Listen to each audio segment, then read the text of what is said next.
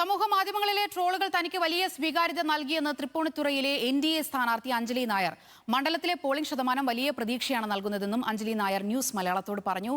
Z Zulfikar തയ്യാറാക്കിയ report കാണാം. ഇപ്പോൾ തൃപ്പൂണിത്തുറ മണ്ഡലത്തിലെ NDA സ്ഥാനാർത്ഥി അഞ്ജലി നായർ നമ്മളോടൊപ്പം ചേരുകയാണ്. ഈ പറഞ്ഞതുപോലെ ഏറ്റവും കൂടുതൽ പോളിംഗ് രേഖപ്പെടുത്തി ആദ്യം തുടക്കത്തിൽ തൃപ്പൂണിത്തുറയായിരുന്നു, പിന്നീട് കുന്നത്തനാട് വന്നു. അതിനുശേഷം തൃപ്പൂണിത്തുറയിലാണ് രണ്ടാമത് ഏറ്റവും കൂടുതൽ പോളിംഗ് രേഖപ്പെടുത്തിയിരിക്കുന്നത്. അത്തരം ഒരു പോളിംഗിന്റെ വളർച്ചയെല്ലാം ഈ പറഞ്ഞതുപോലെ 2020 NDAയിലേക്ക് വന്നതിന് ശേഷമാണ് NDA കൂടുതൽ പ്രതീക്ഷ വെക്കുന്ന ഒരു മണ്ഡലം കൂടിയാണ് തൃപ്പൂണിത്തുറ. അപ്പോൾ എങ്ങനെയാണ് ഇപ്പോൾ പ്രതീക്ഷ? കൂടുതൽ പ്രതീക്ഷകളേകി എന്നുള്ളതാണ് ഈ പോളിംഗിന്റെ സ്റ്റാറ്റിസ്റ്റിക്സ് കാണുന്നത്. അതായത് നമ്മൾക്കിപ്പം ഒരു കമ്പാരിറ്റീവ്ലി ഇപ്പോൾ കിട്ടിയ റിപ്പോർട്ട് വെച്ചിട്ട് കൂടുതലും സ്ത്രീകളാണ് വന്നിരിക്കുന്നത് വോട്ട് ചെയ്യാൻ വേണ്ടിയിട്ട്. അപ്പം അവരിൽ എനിക്കും ഒരു വിശ്വാസം ഉണ്ടായിരുന്നു, എന്നിൽ അവർക്കും ഒരു വിശ്വാസം ഉണ്ടായിരുന്നു. അത് ക്യാമ്പയിനിങ്ങിൽ നിന്ന് മനസ്സിലായ ഒരു കാര്യമാണ്. സോ അതുകൊണ്ട് കൂടുതൽ പ്രതീക്ഷ ഈ പറഞ്ഞ പോലെ 2020 ഇൻവോൾവ്മെൻറ്റും കൂടെ ആകുമ്പം 1987 കഴിഞ്ഞിട്ടുള്ള വർഷം ഇങ്ങോട്ട് നോക്കിക്കഴിഞ്ഞാൽ ഏറ്റവും കൂടുതൽ പോളിംഗ് പിന്നെ ഇപ്പോഴാണ് ഉണ്ടായിട്ടുള്ളത്. അപ്പം അത് വെച്ച് നോക്കുമ്പോൾ ഞങ്ങൾക്ക് ഭയങ്കര സാധ്യത കൂടുതലാണ്.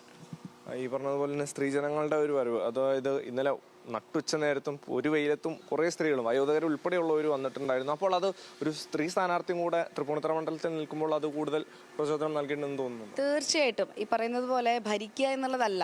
എന്നെ അപേക്ഷിച്ച് തൃപ്പൂണിത്തുറ മണ്ഡലം നമ്മൾക്കാണ് വന്ന് ചേരുന്നതെന്നുണ്ടെങ്കിൽ എങ്ങനെ നാടിനെ നയിക്കുക എന്നുള്ളൊരു കൺസെപ്റ്റും സ്ട്രാറ്റജിയാണ് കൊണ്ടുവരാൻ ആഗ്രഹിക്കുന്നത്. ആരെയും ഭരിക്കാനൊന്നും ആയിട്ടില്ല, അതിനോളം ആരും തികഞ്ഞിട്ടില്ല എന്നുള്ളതാണ് വ്യക്തിപരമായി എനിക്ക് പറയാൻ ആഗ്രഹിക്കുന്നത്. അത് ഈ BJPയിലേക്ക് രംഗപ്രവേശനം ചെയ്തതിന് ശേഷമാണ് അത്തരമൊരു ട്രോളുകൾ വരുന്നതെന്നുള്ളത്. തീർച്ചയായിട്ടും എന്തിനാണ് അങ്ങനെ അതിനൊരു സൈഡാക്കുന്നത് എന്നുള്ളത് മനസ്സിലാകുന്നില്ല.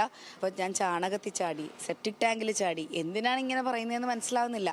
അപ്പോൾ അത് മെയ് 4-ാം തീയതി വിധിക്ക് ശേഷം പറയാൻ ആഗ്രഹിക്കുന്ന കുറച്ച് ഉത്തരങ്ങളാണത്.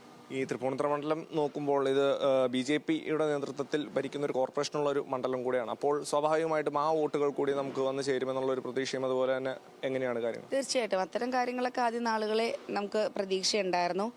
കാരണം ക്യാമ്പയിനിങ്ങിൽ മനസ്സിലായതാണ്. പിന്നെ വളരെ കുറച്ച് ദിവസമേ കിട്ടിയിട്ടുള്ളൂ ക്യാമ്പയിനിങ്ങിന്. അപ്പോൾ എല്ലാ കോർണേഴ്സിലും പോലൊന്നും അത്ര വർക്കിംഗ് ആയിരുന്നില്ല. പക്ഷെ മാക്സിമം എഫോർട്ട് ഞാനും എൻ്റെ പ്രവർത്തകരും 2020 ആണെങ്കിലും BJP തന്നെ ഇലക്ഷൻ നയിച്ചു എന്ന് വേണം പറയാൻ. ലിറ്ററലി അവരാണ് നയിച്ചത് ഇലക്ഷൻ മുമ്പിൽ നിന്ന്.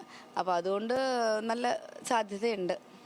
അപ്പോൾ വിധിയെഴുത്ത് കഴിഞ്ഞിരിക്കുകയാണ്. ഇനി കാത്തിരിപ്പിന്റെ നാളുകളാണ്. ആ കാത്തിരിപ്പിൽ തന്നെയാണ് പ്രതിനിധികളും എല്ലാവരും സ്ഥാനാർത്ഥികളെല്ലാം. കൊച്ചിയിൽ നിന്നും ക്യാമറ പേഴ്സൺ അലുഷീനോടൊപ്പം ഇസഡ് സുൽഫിക്കർ, ന്യൂസ് മലയാളം.